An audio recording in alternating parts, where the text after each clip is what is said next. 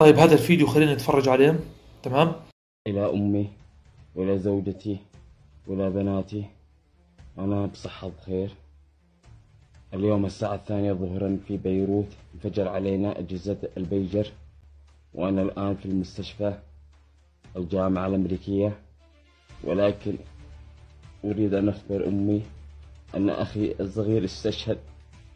أخي الصغير استشهد عندما انفجر عليه البيجر، وأنا تعرضت إلى إصابة أنا وزملائي ال40 اليمنيين الذين وصلوا إلى بيروت.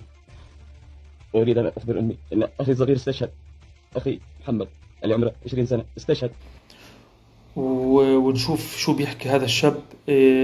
يقال مدة الفيديو 44 ثانية. يقال بأنه هذا حوثي كان في لبنان ويعني أصيب في الانفجارات اللي صارت في اليومين اللي فاتن.